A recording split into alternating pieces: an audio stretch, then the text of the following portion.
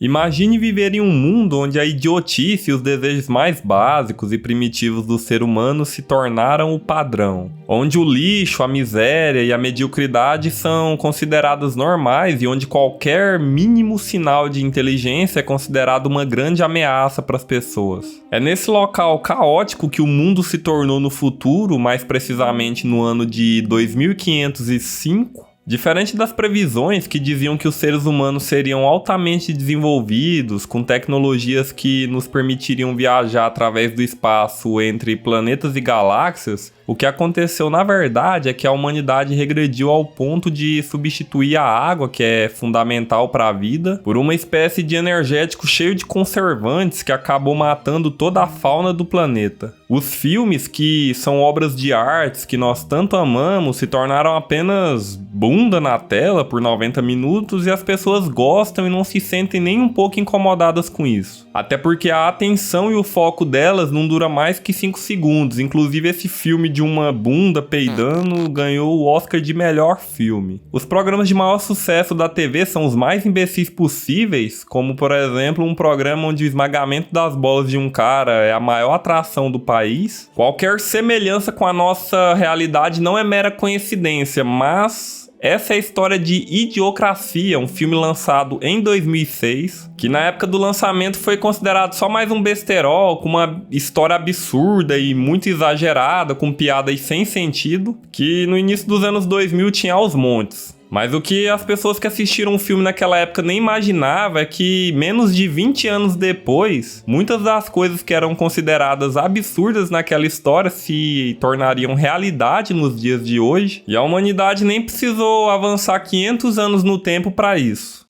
No filme a gente acompanha um homem chamado Joe Byers, que é um militar do exército e que é considerado o homem mais comum do mundo. Um cara que não é nem burro, nem inteligente e é mediano em todos os aspectos. Ele e uma mulher chamada Rita, que trabalha naquela profissão mais antiga do mundo, são escolhidos para participar de um experimento de hibernação humana, onde eles vão ficar adormecidos por 1 ano para testar a eficácia da máquina. Mas essa experiência dá errado e eles são acordados exatamente 500 anos no futuro, onde o mundo está completamente diferente e está um caos completo. Idiocracia não foi nem de longe pensado para ser um filme filosófico, não, longe disso. Mas com tantas coisas em comum com a realidade que a gente vive hoje em dia, fica quase impossível assistir esse filme sem refletir a que ponto nós chegamos e para onde nós vamos como sociedade. Eu sou uma foca aqui, ó. Em todos esses séculos que os seres humanos caminham sobre a Terra, a humanidade sempre vinha evoluindo cada vez mais. Tanto no quesito inteligência quanto no aprimoramento das criações dos gênios do passado nas mais diferentes áreas do conhecimento, como a música, a medicina e a tecnologia, por exemplo. E para facilitar ainda mais o entendimento do filme Idiocracia, tem narração em várias partes que explica como que a sociedade chegou naquele ponto. Mas o principal fator que a gente consegue perceber é a cultura da imbecilização promovida pelas grandes empresas que no filme controlam todas as mídias. E eles fizeram isso através de uma enxurrada de conteúdos fúteis que são jogados 24 horas por dia, goela abaixo da galera. Além da facilidade que as pessoas tinham em comer só porcarias, o que acabou deixando elas preguiçosas, doentes e sem propósito. Além da quantidade de lixo que daria para cobrir cidades inteiras de tão alta.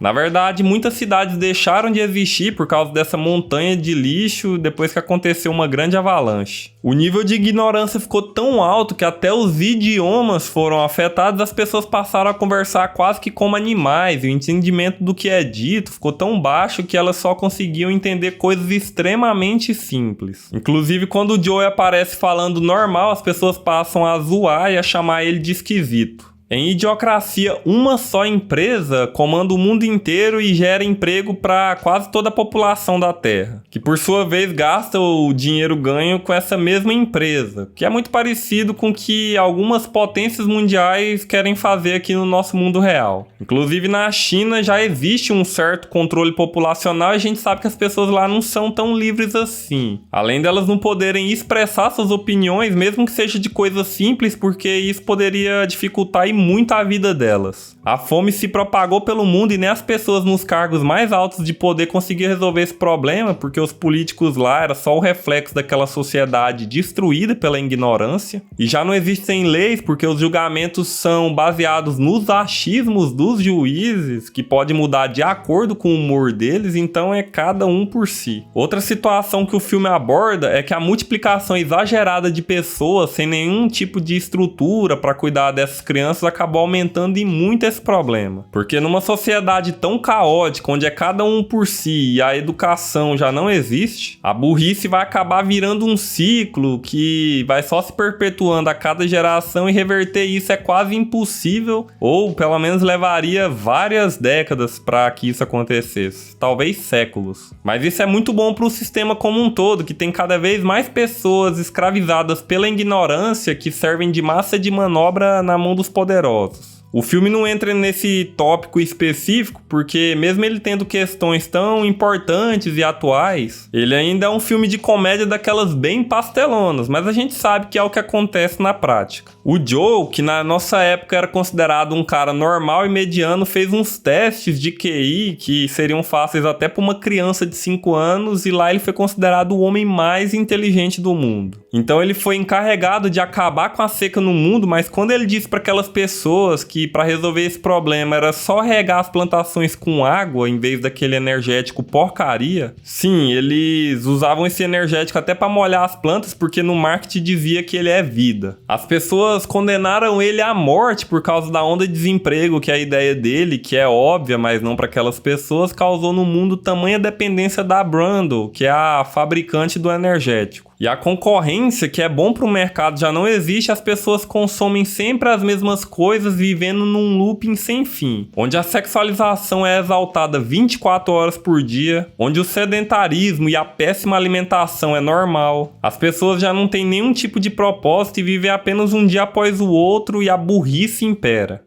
Idiocracia tem um final leve e esperançoso porque é um filme de comédia. Mas se a gente for comparar as várias coisas em comum que essa história tem com o nosso cotidiano, as coisas não ficam muito boas pra nós não. Porque assim como no filme, a cultura da imbecilidade, da sexualização excessiva tem crescido a cada dia que passa, e o número de coisas fúteis que tem ganhado destaque só aumenta. As pessoas já não têm mais paciência pra ler um livro, aprender a tocar um novo instrumento ou estudar coisas complexas. Basta apenas alguns segundinhos para a maioria das pessoas se sentirem entediadas e abandonar algo que exigia um foco maior delas. Talvez um dos maiores problemas seja a aceleração que a gente vai vivendo a cada dia que passa. Tudo tem que ser muito rápido aqui e agora, senão não serve. E isso tem causado vários problemas na nossa sociedade, não só com os jovens, pessoas que nasceram nessa época, mas isso tem afetado também as gerações mais antigas, que são de um tempo onde tudo era mais calmo